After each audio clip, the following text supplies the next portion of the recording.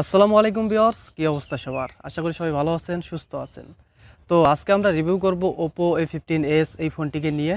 গত 2 মাস আগে আমরা এই ফোনটির একটি নন এস ভার্সন এই ফোনটির একটি রিভিউ করেছিলাম। সেটি ছিল Oppo A15। সেটির RAM ROM ভেরিয়েন্টটা কম ছিল এবং এই ফোনটির RAM ROM ভেরিয়েন্টটা বেশি করে দেওয়া হয়েছে। ওই ফোনটির RAM ছিল 332 GB হাইয়েস্ট, এই ফোনটিতে দেওয়া হয়েছে 464 GB এবং এই ফোনটির নামও দেওয়া হয়েছে Oppo A15s। তো আজকে এই Oppo A15s এই ফোনটির আদ্য প্রান্ত আমরা জানবো যে এই ফোনটিতে কি ব্যবহার করা হয়েছে।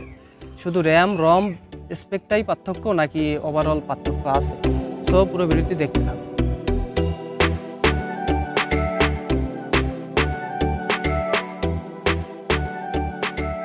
Oppo A15s এই ফোনটিতে ব্যবহার করা হয়েছে 6.52 ইঞ্চের একটি IPS LCD ডিসপ্লে এবং এই ডিসপ্লেটি অবশ্যই HD+ ডিসপ্লে অনুযায়ী মোটামুটি ছোটো ফোন হওয়াতে বেশ ভালোই হ্যান্ডি, এক হাতে অপারেট করাও খুব সহজ ছিল এবং এই ফোনটির যে ডিসপ্লের ভাইবটা সেটাও আমার কাছে অনেকাংশে ভালো লেগেছে।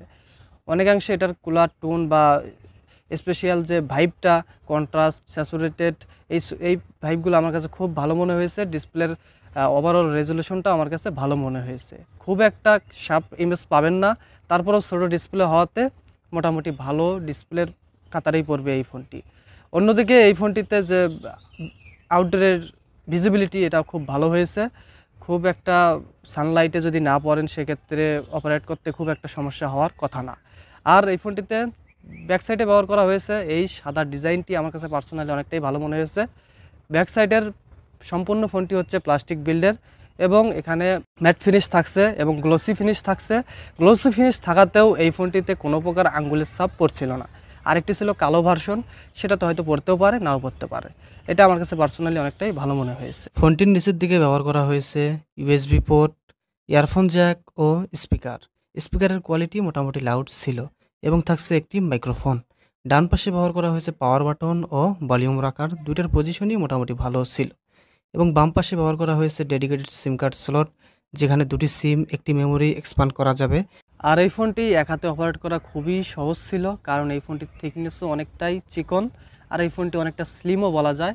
এবং এই ফোনটি কিন্তু এই বাজেট অনুযায়ী অনেকাংশে ডিফারেন্স কিছু দিচ্ছে, কারণ এরকম ডিজাইন এই বাজেটে খুব কম সংখ্যক ফোনেই দেখা যায়। আর এই ফোনটিতে ক্যামেরা সেকশনে ব্যবহার করা হয়েছে ট্রিপল রিয়ার ক্যামেরা সেটআপ এবং ফ্রন্টে থাকছে একটি 8 মেগাপিক্সেলের ক্যামেরা সেটআপ। পিছনের 3টা ক্যামেরার মধ্যে মেইন ক্যামেরাটি হচ্ছে 13 মেগাপিক্সেল ক্যামেরা, অপরদিকে থাকছে 2 মেগাপিক্সেল একটি ডেপথ সেন্সর, 2 মেগাপিক্সেল একটি ম্যাক্রো ক্যামেরা। মেইন ক্যামেরার ফটো আমার কাছে পার্সোনালি অনেকটাই ভালো মনে হয়েছে এই বাজেট অনুযায়ী। তারপর ডিটেলটা একটু কম মনে হয়েছে, শ্যাডো এরিয়াগুলোতে ডিটেল অনেকটাই হারিয়ে ফেলে এবং কালার কন্ট্রাস্ট এই দুটো বেশ ভালো ছিল, স্যাচুরেটেডও ভালো ছিল। ডিটেলটা একটু বেটার দিতে পারলে আরও বেশি ভালো হইতো। কালারটা অনেক ম্যাক্সিমাম সিনারিতে বেশ ভালো মনে হয় এবং লাইটেও মানে রাতের কন্ডিশনেও বেশ ভালো কালারফুল ডিটেইল পাওয়া যাচ্ছিল। এবং ম্যাক্রো ক্যামেরাটি এই বাজেট অনুযায়ী ঠিকঠাক বলবো। আর ম্যাক্রো ক্যামেরার বদলে একটা আলট্রা ওয়াইড ক্যামেরা দেওয়াটা খুবই দরকার ছিল।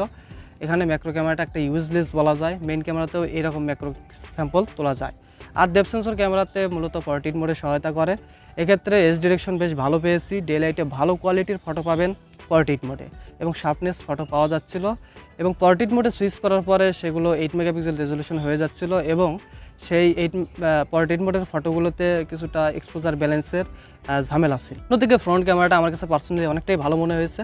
ফ্রন্ট ক্যামেরাটা বেশ দারুণ ডিটেইল প্রোভাইড করতে পারছিল এবং এক্ষেত্রে ফ্রন্ট ক্যামেরাটা এগিয়ে থাকবে এবং শার্পনেসও মোটামুটি ছিল বলবো 8 মেগাপিক্সেল অনুযায়ী।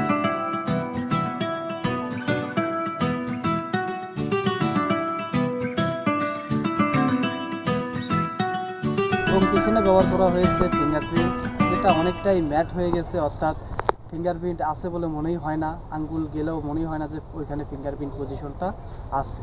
ফিঙ্গারপ্রিন্ট সেন্সরের স্পিড ছিল বেশ ভালো, ফিঙ্গারপ্রিন্ট স্পিডের যে অ্যাকিউরেসিটা এটাও বেশ ভালো পেয়েছি। অপরদিকে ফেস আনলকেও আছে, এইখানে ফেস আনলকটাও বেশ অ্যাকিউরেট এবং বেশ ফাস্ট বলা যায়, ফেস আনলকটাও কাজ করতে পারছি। আর Oppo A15s এই ফোনটিতে চিপসেট হিসেবে ব্যবহার করা হয়েছে মিডিয়াটেক হেলিও P35 চিপসেট। এটি একটি 12 ন্যানোমিটারের চিপসেট আর এই চিপসেটের সর্বোচ্চ ক্লক স্পিড 2.3 GHz।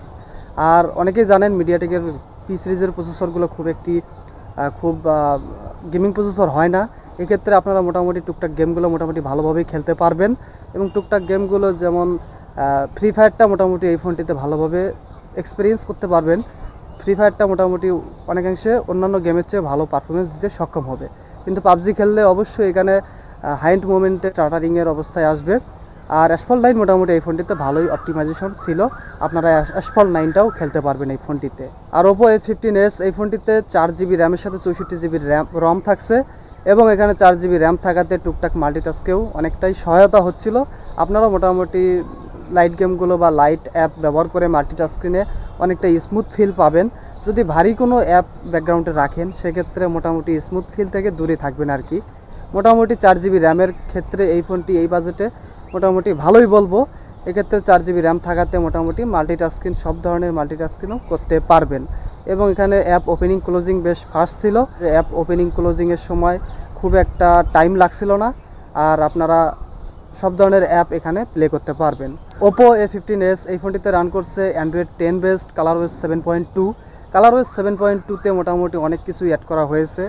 এখানে বরাবরের মতো নাইট মোডও আছে এবং যে শর্টকাট বার ফিচারগুলো এগুলোও ঠিকঠাক আছে এবং ColorOS 7.2 এখানে মোটামুটি ভালো অপটিমাইজেশন ছিল এবং কাস্টমাইজ ছিল। আপনারা মোটামুটি কাস্টমাইজ করে নিতে পারবেন অনেক কিছুই। এখানে আই কমফোর্ট সহকারে ডিসপ্লেতে অনেক মোড ব্যবহার করা হয়েছে এবং ColorOS 7.2টাও বেশ অপটিমাইজেশন দেখাইছে এখানে 4GB র্যামের সাথে। ব্যাটারি সেকশন এই ফোনটিতে ব্যবহার করা হয়েছে 4230 mAh একটি ব্যাটারি।